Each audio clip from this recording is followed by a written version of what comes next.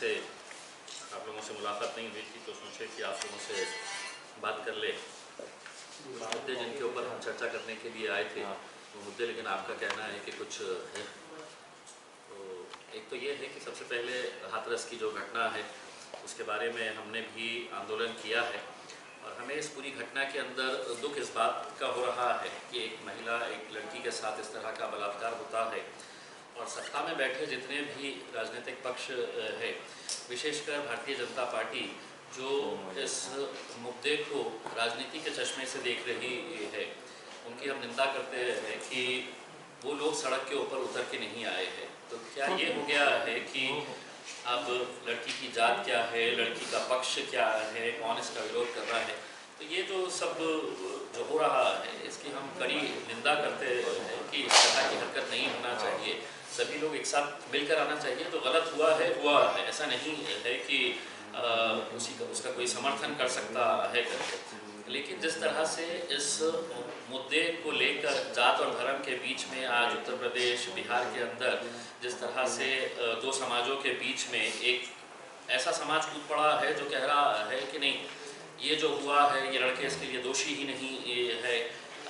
मतलब ये एक अजीब विचित्र तरह का एक ये हो रहा है कि आप देख रहे होंगे कि सुशांत सिंह का जब मैटर आया तो ये सुसाइड नहीं है, ये इसने आत्महत्या नहीं की है, ये हत्या है करके पूरा 2 महीना जब है तो हम अहम मुद्दों के ऊपर चर्चा करना चाहिए था, तो सिर्फ यही मुद्दे के ऊपर आखिर में सबको तो ये स्टैंड लेना पड़ा जब तो एम्स के डॉक्टर्स ने तो इसका निर्णय लिया कि ये आत्महत्या थी करके। अब इस हद तक चले जाना कि नहीं ये बलात्कार था ही नहीं, तो सवाल ये पैदा होता है कि उत्तर प्रदेश की पुलिस इतनी कब से रहमदिल हो गई है कि एक बच्ची का रातों रात उसके परिवार को छोड़कर अंतिम संस्कार कर देना। तो ये कहीं ना कहीं मतलब जनता इतनी भी बेवकूफ़ नहीं है जितना भारतीय जनता पार्टी या उत्तर प्रदेश की सरकार समझ रही है कि हम ये कर देंगे और बाद में उसको डिफेंड करेंगे। देखिए, जब बिहार का जब मैटर हुआ था, सुशांत सिंह का मैटर हुआ था, तो आपको याद होगा कि एक बिहार का डीजीपी था जो बहुत बड़ी जो महाराष्ट्र के सरकार के विरोध में बातें कर रहा था, महाराष्ट्र की पुलिस के, मुंबई की पुलिस के बारे में बात कर रहा था। अब वो जनता दल यूनाइटेड ज्वाइन करने वाले हैं, इलेक्शन लड़ने वाले हैं, तो ये सब चीज़ें जो है इतनी जनता भी बेवकूफ़ नहीं है। हम जिस मुद्दे के लिए आज यहाँ पर आए हैं, बेसिकली आपने देखा होगा कि मार्च से जब से लॉकडाउन लगा है, मार्च से लेकर अभी तक कितने ऐसे संगठन हैं, राजनीतिक पार्टियां हैं, इंडिविजुअल्स हैं जिन्होंने सरकार को निवेदन दिया कि इस पीरियड के अंदर जो पूरी तरह से कारोबार बंद थे, लोग घरों के अंदर बैठे हुए थे, मजबूर थे, कुछ कर नहीं सक रहे थे, और उसके बाद जो लाइट का बिल इन लोगों का आया है सभी लोगों का, तो वो ऐसे चौंकाने वाले आंकड़े हैं। अब जब धंधे कारोबार पूरी तरह से बंद थे, कुछ चल नहीं रहा था, और अगर सरकार ये अड़ के बैठी हुई है कि नहीं अब आपको सब पूरा बिल देना पड़ेगा, हमने अपने तौर के ऊपर, आपको याद होगा कि गफ्फार खादरी साहब जो हमें महाराष्ट्र के कार्याध्यक्ष है, उन्होंने हमने सबने मिलकर तो 2 निवेदन दिए, एक जुलाई के महीने में दिया था और एक अगस्त के महीने के अंदर हमने ये दिया था कि इसके अंदर कहीं ना कहीं रियायत दी जाए ताकि लोग है तो इसको भर सके। ऐसा नहीं है, कोई नहीं बोल रहा है कि हम नहीं भरेंगे करके उसमें, लेकिन अब सरकार वो समय लेकर आ गई है कि जहाँ पर कुछ फैसला लेना पड़ेगा। इसीलिए हमने अब ये फैसला लिया है कि सरकार की तरफ से चूँकि कोई फैसला नहीं आ रहा है, हम महाराष्ट्र की जनता से यही अनुरोध करना चाहेंगे कि आपका जितना भी बिल आया है उसका महज 50% आपने बिल भरना है, 50% के ऊपर आपने भरना नहीं है। और हम महाराष्ट्र की सरकार को 1 महीने का समय दे रहे हैं। आज 6 अक्टूबर है, 6 नवंबर तक महाराष्ट्र सरकार ने इसके ऊपर कुछ ना कुछ फैसला करना चाहिए। हम 50% भरेंगे, जिसका भी 10,000 आया है 5,000 भरो, 20,000 आया है 10,000 भरो, तो बाकी का जितना भी 50% का है उसके ताल्लुक से सरकार ने 1 महीने के अंदर कोई निर्णय लेना। अगर वो निर्णय नहीं लेती है तो मजबूरन हमको MSEDCL के खिलाफ एक नॉन कॉपरेशन मूवमेंट लॉन्च करके पूरे महाराष्ट्र की जनता को हम ये अनुरोध करेंगे, चाहे वो कारोबार करने वाले छोटा व्यापारी हो, रेसिडेंशियल वाले हो या बड़ा कारोबार करने वाले लोग हो, जब सबको ही नुकसान हुआ है तो वो नुकसान को देखते हुए 6 नवंबर तक अगर सरकार फैसला नहीं करती है तो महाराष्ट्र की अगर पूरी जनता ने अगर तय कर ली कि अब हम हैं तो इनका साथ नहीं देंगे करके, उसमें अगर हमने सबने अगर ये तय कर लिए है कि हम नवंबर के बाद से तो 1 रुपये का बिल नहीं भरेंगे, आप कितने लोगों का के ऊपर एक्शन लेंगे, काटने का ये करेंगे करके। ये जनता की मांग है, हम इसके ऊपर से हमने पूरा डिटेल हमने स्टडी किए है। देखिए, आपको ये बताना बहुत ज़रूरी है कि सरकार अगर चाहे तो क्या नहीं कर सकती है। सरकार अगर चाहे तो बहुत कुछ माफ़ कर सकती है, सरकार ने किया भी है बहुत सारे इसके ऊपर माफ़।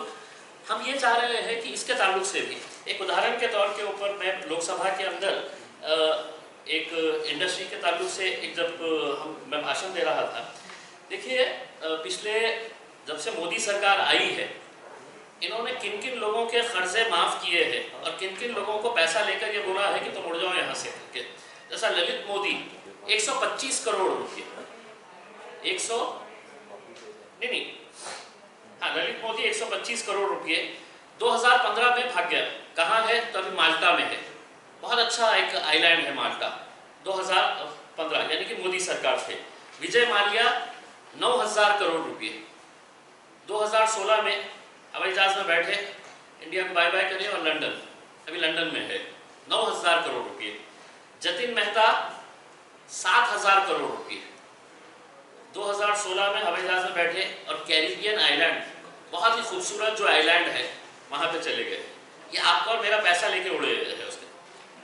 मेहुल चोकसी 14,357 करोड़ रुपीस, 14,357 करोड़ रुपये 2018 मोदी सरकार। 2018 में प्लेन में बैठे कैरिबियन चले गए। कैरिबियन बहुत ही खूबसूरत आइलैंड है। नीरव मोदी 22,000 करोड़ रुपये 2018 बैठे, अभी लंदन में है। तो ऐसे अगर कुल मिलाकर अगर देखें कि अभी बैंक ऑफ महाराष्ट्र के जो बैंक एम्प्लॉयज़ एसोसिएशन के जो सेक्रेटरी है ऑल इंडिया के, देवीदास तुलजापुरकर साहब, उन्होंने हमको कुछ आंकड़े दिए थे कि कितने लाख करोड़ रुपया गवर्नमेंट ने ऐसे ही उनके करीब के जितने भी लोग हैं उन लोगों को माफ़ किए हैं या उन लोगों को कर्जा दिए हैं या दोबारा कर्जा। जैसा अडानी ग्रुप के ऊपर अगर आपको कितना दिया है लोन पता है आपको? मतलब इसमें से हम कितने भी अगर बैठ के अगर वो आंकड़े को अगर लिखना चाहे तो 1.37 लाख करोड़। अब उसको लिखते कैसा है, मैं खुद कंफ्यूज हो गया था कि इसको लिखूं कैसा करके। 1.37 लाख करोड़ रुपये ये सिर्फ अडानी ग्रुप को दिया। अब इतने सारे लोग ये पैसा लेकर उड़ गए हैं। हम क्या कह रहे हैं कि जो छोटा आदमी जो घर में रहा है, जो मजदूरी करने के लिए जाता था, जिसका लाइट का बिल 100 यूनिट के नीचे आता था।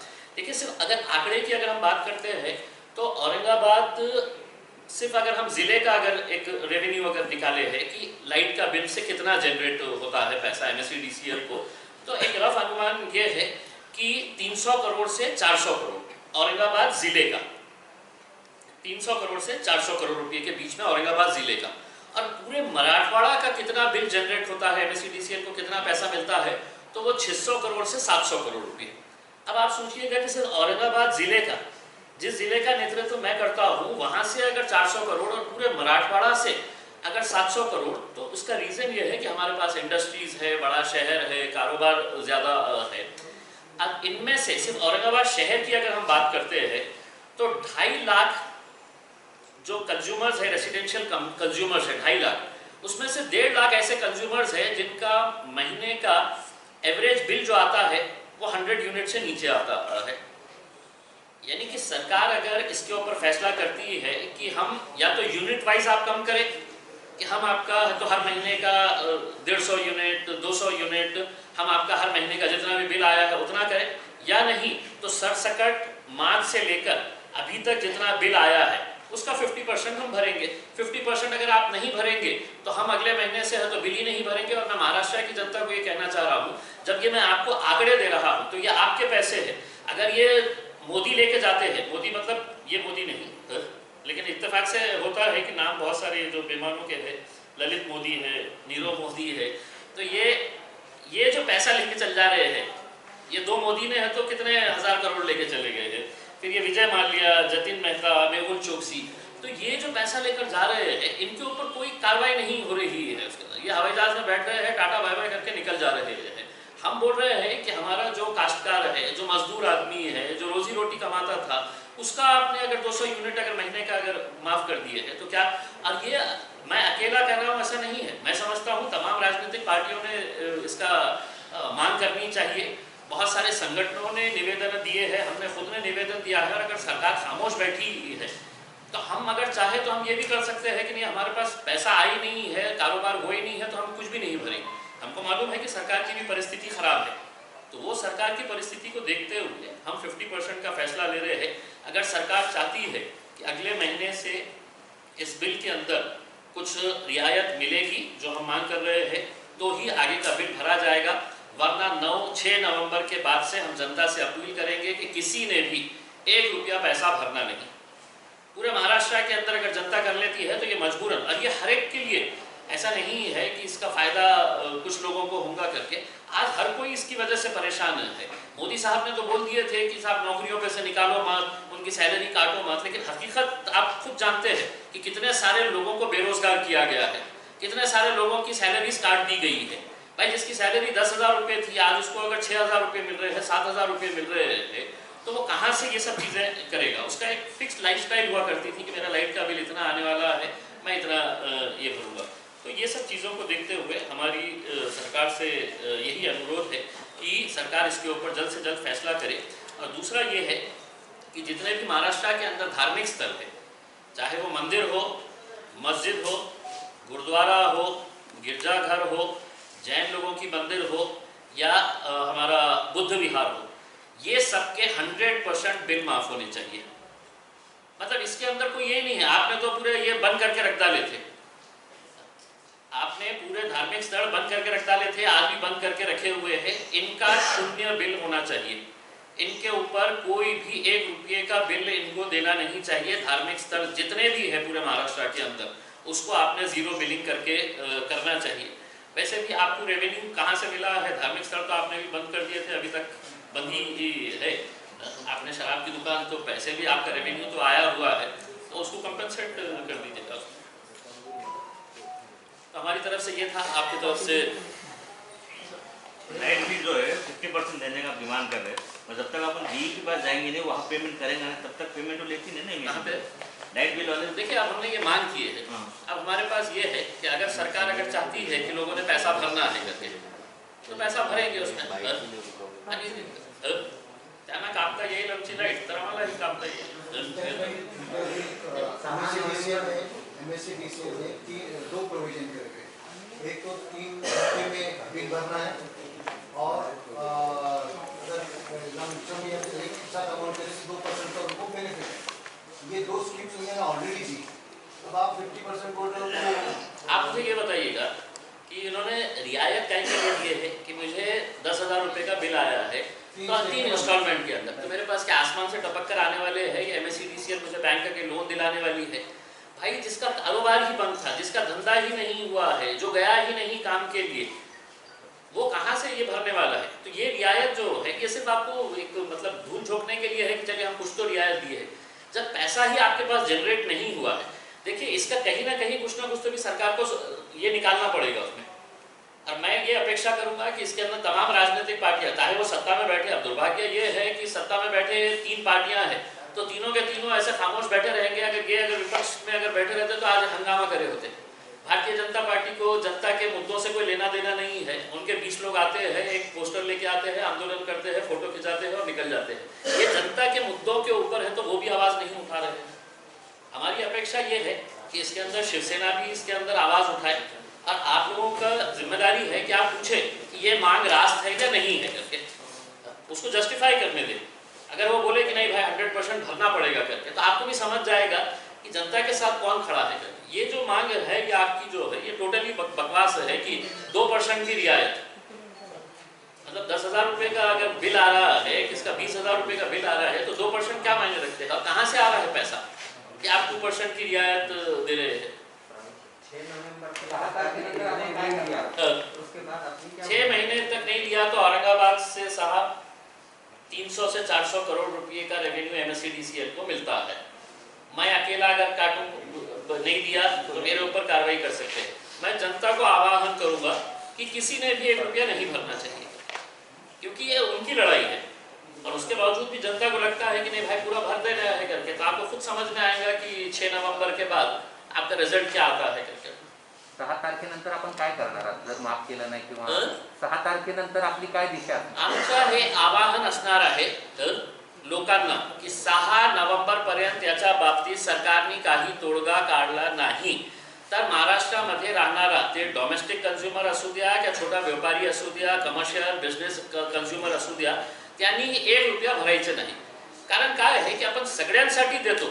मतलब मी जे आकडे दिलेले आहे इतक्या मोठ्या मोठ्या उद्योगांसाठी आपण हजारो कोटी रुपये हे माफ करत आहे. हे सरकारचे पैसे म्हणजे जनतेचे पैसे आहे. हे फक्त 50 डिफॉल्टर्स जे आहे, जे 50 टॉप डिफॉल्टर्स जे आहे ते सगळं मोदी साहेबांचे जवळचे लोक आहेत. त्यांना तुम्ही हजारो कोटी रुपयांचा वेव ऑफ केलेला आहे. ते सगळे जाऊन कॅरिबियनमध्ये, माल्टामध्ये, साऊथ आफ्रिकामध्ये, दुबईमध्ये जाऊन बसलेले आहे. त्यांच्या बाबतीत काही करत नाही. आणि मी माझ्या गोरगरिबांसाठी एक 100 युनिट, 150 युनिट, 200 युनिट ज्यांचं येतं त्यांना माफ करण्यासाठी इतकं वेळ लागतं. मतलब काय आहे काय म्हणजे महाराष्ट्र सरकारमध्ये 3 इतकं मोठी सरकार बसलेली आहे ना, ते काँग्रेस आहे, राष्ट्रवादी आहे, शिवसेना आहे. त्यांना निर्णय घेण्यामध्ये काय आहे? त्यांनी कमीत कमी मला उद्धव साहेबांनी सांगितलं की नाही तुमच्या हे जे मागणी आहे ते रास्त नाही आहे, मी तुम्हाला जस्टिफाय करतो. तर तुम्ही मला जस्टिफाय करून सांगा की लोक कशा भरतील. आता एक प्रश्न विचारलेले आहे की आम्ही 3 इन्स्टॉलमेंटमध्ये एक रियायत दिलेली आहे, 2% त्यांना कमी भरू शकतो आपण. ते रियायत देण्याचा अर्थ हे आहे की मतलब कुठून पैसा येणार, कुठून लोकांकडून ज्यांच्याकडे काम नाही होता, ज्यांना कामातून काढलेले आहे. आणि हजारोंच्या संख्येने, लाखोंच्या संख्येने असे रोजगार काम करणारे लोक आहेत ज्यांना नोकरीतून काढण्यात आलेला आहे, ज्यांचा कारोबार बंद होता मागच्या 5-6 महिन्यात. आजही मतलब किती एक उद्योग आहे की ज्यांचा हे आहे. आता तुम्ही सांगा धार्मिक स्थळ जे आहे ते धार्मिक स्थळ कशा पैसा देते? आपण सरकारकडून त्यांना काही पैसा मिळतं का? ते मशिदीमधून नमाज पढ़ताना ते पैसा इकट्ठा करते लोकांकडून. दर फ्रायडेला ते लोकांकडून पैसा इकट्ठा करते. कोणी 10 टाकतो, कोणी 50 टाकतो. त्याच्यामध्ये हे सगळं चालतं. मंदिरामध्ये ही दानपेटी असते, त्या दानपेटीमध्ये लोक पैसे टाकते. तर ते हे सगळं म्हणजे मंदिराचा कारभार चालतं, मशिदीचा कारभार चालतं. हे सगळं बंद असल्यावर तुम्ही त्यांना लाईट बिल भरण्यास सांगायचं असेल तर माझी ही मागणी आहे की सगळं धार्मिक स्थळ जे कोणाचेही धार्मिक स्थळ आहे ते सगळ्यांना 0 बिल करायला पाहिजे. किसानों का मेन मुद्दा है, किसानों का रस्त्यावर उतरणार काय मॅम? जर 6 तारखेनंतर रस्त्यावर उतरणार, 6 तारखेनंतर रस्त्यावर उतरून आंदोलन करणार काय मॅम या विषयावर? 100%. आणि आंदोलन म्हणजे काय आहे असं नाही आहे की आता आम्हाला जे जे आंदोलन करायचं होतं, आम्ही निवेदन द्यायचं होतं, आम्ही दिलेलं आहे. आता त्यांना जे भाषा समजते त्या भाषामध्ये आम्ही बोलू. आणि आमची भाषा हे असणार आहे की आम्ही तुमच्या ऑफिसवर येऊन काही मोठा मोर्चा काढणार नाही. आता संपलं. आता घरी बसून आम्ही तुम्हाला कसं ठोकायचं आहे आम्ही ठोकू. यूनिट टू 200 यूनिट इतना बिलिंग माफ होना चाहिए आपको बोलना. काहीतरी निर्णय, मला काय सांगायचे आहे की तुम्ही काहीतरी निर्णय घ्या. की मी आज जे म्हणतो ना की 2.5 लाख कन्झ्युमर्स फक्त औरंगाबाद शहरमध्ये असे आहे की ज्यांच्या महिन्याच्या 2.5 लाख पैकी 1.5 lakh residential consumers, 1.5 lakh residential consumers असे आहे की ज्यांच्या महिन्याचा एव्हरेज बिल जे आहे ते 100 पर्यंत येतं, 100 युनिट्स पर्यंत येतं. आता त्यांनी निर्णय घेतला समजा की आम्ही 100 युनिट प्रतिमाह यांना वेव ऑफ करतो. तर हे 1.5 लाख कन्झ्युमर्सला किती मोठा फायदा होणार आहे. तुम्ही काहीतरी निर्णय घ्या ना. मतलब गप्प बसणार असेल. आणि जे आपले ऊर्जा मंत्री आहे त्यांनी घोषणा केली होती की नाही आम्ही निर्णय घेत आहे, आम्ही विचार करत आहे. आणि कसला विचार करत आहे? आता तुम्हाला आम्ही चांगल्या रीतीने हे मेमोरंडम दिले, चांगल्या रीतीने हात जोडून तुम्हाला सांगितलेलं की साहेब खूप परिस्थिती वाईट झालेली आहे, याच्या बाबतीत काही निर्णय घ्या. आणि तुम्ही नाही निर्णय घेत असेल तर 6 नोव्हेंबर पासून आपल्याला तुम्हाला रिझल्ट दिसतील. आम्ही नहीं भरणार आणि कोणी नहीं भरणार.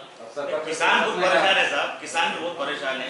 6 महीने लॉकडाउन का परेशान है. अब 2 महीने 3 महीने से लगातार बारिश जारी है. वो बारिश की वजह से ओला दुष्काल भी डिक्लेयर कर रही है गवर्नमेंट. इसके बारे में देखिए किसानों के ताल्लुक से मैंने खुद ने शिवसेना के जो मंत्री है अब्दुल सत्तार साहब, उनके साथ जिलाधिकारी, इनके साथ मैंने खुद ने कन्नौज, गंगापुर, वैजापुर का दौरा किया. वहाँ पे जाके देखने के बाद वो परिस्थिति हमको भी समझ में आई. इसके बारे में भी देखिए मुझे जो रीज़न बताया गया कि पंचनामा करने में दिक्कत इसलिए हो रही है कि अभी भी खेतों के अंदर पानी फंसा हुआ है. तो आप जमीन के अंदर कौन जाने के लिए बोल रहा है पंचनामा करने के लिए? मतलब मतलब ये तर्क हो सकता है क्या की हमको जमीन के अंदर जाके देखना है की हम खेत के अंदर एंटर नहीं हो सकते? अरे तुम्ही गाडीमध्ये फिरलं तर तुम्हाला दिसेल ना की काय झालेलं आहे, कोणत्या पिकाचा किती नुकसान झालेलं आहे, हे सगळं कळतं ना. फक्त शेतकऱ्यांना उल्लू बनवण्यासाठी नाही आम्ही पंचनामाला उशीर या कारणाने होतो की आता आम्ही शेतीमध्ये जाऊ शकत नाही की कारण आताही शेतीमध्ये पाणी आहे. आणि तुला कोणी सांगितलं की शेतीमध्ये मातीत घुसा? तुम्ही रस्त्यावर उभे राहून तुम्ही बघू शकता ना की किती पिकांचं नुकसान झालेलं आहे. फक्त मतलब शेतकऱ्यांना उल्लू बनवण्यासाठी हे धंदे सुरू आहे. लवकरात लवकर तुम्ही एक गाडीचा एक राऊंड घेतला ना तर तुम्हाला कळतं आम्ही का सगळ्या शेतीमध्ये मातीत घुसून आलं का आम्ही की किती नुकसान झालेलं आहे. रोडच्या किनाऱ्यावर आम्ही उभे राहिलो तुला मला दिसायला लागलं की किती हे झालेलं आहे. किसानों के ताल्लुक से एक्शन प्लान क्या है फिर आपका? नहीं, हमने तो बता दिया है सरकार को कि जल्द से जल्द है तो इनके ताल्लुक से एक अच्छा सा पैकेज डिक्लेयर करे करके. जिलाधिकारी साहब खुद थे, सरकार का जो नुमाइंदा होता है वो खुद था, सरकार के मंत्री खुद थे, उन्होंने खुद ने अपनी आंखों से देखा है. तो अब इसके ऊपर कुछ ना कुछ फैसला होना. दारू दुकान सुरू झाली आणि तुमची मागणी होती मंदिर सुरू करा, मंदिर चालू करा. नाही हे तर मतलब हे आपल्या सरकारमध्ये बसलेले जे लोक आहेत आणि विशेषकर त्या जे सत्ताधारी पक्षांचे जे मोठे नेते आहेत आणि माझ्या जिल्ह्यातले जे नेते आहेत, आमची मंदिराला कशाला हात लावतो? अरे मंदिर का आपली जागीर आहे का? आपली मक्तेदारी आहे का? मी कशासाठी भांडवत होतो? आणि तुम्ही फक्त दारूची दुकाने उघडणार आणि मंदिर आजही बंद असणार तर म्हणजे समजा किती लाचारी झालेली आहे तुमची. फक्त सत्तेमध्ये कुर्सीमध्ये ज्या मंदिराच्या आधारावर आपण सत्तेत आलेले आहे त्या मंदिराच्या बाबतीत आज MIMचा खासदार इम्तियाज जलील उभे राहून आंदोलन करतो आणि नाही आम्ही मंदिर बंद ठेवणार आहे, दारूची दुकानं उघडी करणार आहे आणि उघडले ही दारूची दुकान. म्हणजे याच्या बाबतीत त्यांनीही उत्तर दिलं तर चांगलं होईल मला असं वाटतं. अब्दुल सत्तारचा एक व्हिडिओ व्हायरल होतो सध्या, शिवीगाळ केली म्हणून, तुम्हाला आलेला आहे तो व्हिडिओ, बघितला असेल? मराठा आरक्षणाचा प्रश्न विचारला गेल्यानंतर तरुणाला शिवीगाळ केली असा व्हिडिओ व्हायरल झालेला आहे. नाही मी बघितलं नाही आणि सत्तार साहेबांनी दिले असेल तर आश्चर्य काही नाही म्हणलं. नाही आपण अनेक व्हिडिओज त्यांचे आहेत. आपण खडकेश्वर वरती ज्यावेळेस आंदोलन केलेलं होतं त्यानंतर आपण पोलीस आयुक्तालयासमोर असं म्हटलेलं होतं की 2 दिवस अल्टिमेटम देतो आणि 2 दिवसानंतर आम्ही पुन्हा या ठिकाणी आंदोलन करू. मला वाटतं बरेच दिवस झालेत आपल्या अल्टिमेटमला. काय तुमची भूमिका आता आणि नेमकं असं का होतं की अल्टिमेटम देता परंतु पुढे काय होत नाही? नाही माझी अपेक्षा हे होती की याच्या बाबतीत लोकांनी पुढे यायला पाहिजे होते. पण मी जेव्हा ते आंदोलन केलं तर त्याच्यामध्ये इकडच्या स्थानिक नेत्यांनी त्याच्यामध्ये एक धार्मिक रंग आणण्याचा प्रयत्न केला, राजनीती आणण्याचा प्रयत्न केला. मी फक्त मंदिरांच्या बाबतीत बोलत होतो असं नाही आहे किंवा मी फक्त मशिदीच्या बाबतीत बोलत होतो असं नाही आहे. मी सर्व धार्मिक स्थळांच्या बाबतीत बोलत होतो. पण ज्या प्रकारे एक माहोल तयार करण्यात आलेला होतो आणि त्या दिवशी एक टेन्स्ड सिच्युएशन जे क्रिएट करण्यात आलं होतं, माझी तर अपेक्षा अशी होती की त्यांनी सगळ्यांनी येऊन आपण सोबत ते सगळं उघडले असते तर ते आज उघडले असते. पण त्या पिरियडमध्ये कोणीही साथ दिली नाही. म्हणजे ज्या राजनैतिक पक्षांनी त्यांना एक आश्चर्य वाटलं, एक धक्का हे झाला की मतलब हे खासदार मतलब मंदिरासाठी कशाला भांडतो, हे तर आमची हे आहे. म्हणून मी ते निर्णय घेतला होता की नाही याच्यामध्ये काही कम्युनल अँगल निघाला, काही टेन्स्ड सिच्युएशन. आपल्याला माहीत असेल की मी फक्त तिथे जाऊन एक निवेदन देणार होतो तर तिथे छावणीचं स्वरूप तयार करण्यात आलं होतं खडकेश्वरला. त्या मंदिरासमोर ज्या पोलिसांचा बंदोबस्त करण्यात आलं होतं आणि ज्या प्रकारे शिवसेनेचे लोक आले होते की आम्ही मंदिरात, मी काय हात लावायला थोडी आलो होतो. नाही तू मंदिराला हात लावू शकत नाही. मी मंदिराला हात लावण्यासाठी येत नाही होता. तिकडच्या पुजारीला विनंती करण्यात यायला येत होतं की साहेब उघडा आता. मंदिर जर उघडण्यासाठी प्रयत्न केला तर किमान दारूची दुकान तुम्ही बंद पाडणार का चालू झाली? मी जे सर्व राजनैतिक पक्ष आहेत त्यांच्याशी बोलू आणि त्यांनी म्हटलं की आपण सगळं सोबत मिळून हे करता येईल का. आपण जोपर्यंत धार्मिक स्थळं उघडतात नाही तोपर्यंत आपण हे करणार नाही. आणि हे दुर्दैव मला याचं वाटतं की मतलब स्थानिक लेवलवर आपण हे करू शकतो. पण स्थानिक लेवलवर ही आता सरकारने निर्णय घेतलेला आहे की जिल्हाधिकारी जे आहे ते बिहारला जाणार आहेत ॲज अन ऑब्झर्वर. म्हणजे याच्यापेक्षा काय वाईट हे आहे सरकारच्या निर्णयाबद्दल की मतलब ज्या शहरामध्ये आज ही 200 केसेस निघत आहे त्या शहराच्या जिल्हाधिकाऱ्यांना तुम्ही म्हणतो की नाही तुम्ही बिहारच्या इलेक्शन करण्यासाठी ॲज अ ऑब्झर्वर म्हणून जा. म्हणजे एक साईडला तुम्ही म्हणतो की नाही नोव्हेंबर डिसेंबर खूप आपल्यासाठी महत्त्वाचं आहे, आता ही केसेस पुन्हा एक लाट येऊ शकतं आणि अशा परिस्थितीमध्ये इतकं गोंधळ कारभार सुरू आहे त्या परिस्थितीमध्ये हे होणार असेल. आता दारूच्या दुकानाच्या बाबतीत आपण जिल्हाधिकाऱ्यांना आपण ॲडिशनल कलेक्टरला मला नाही वाटतं की काही राईट्स असेल की तो निर्णय घेऊ शकतो.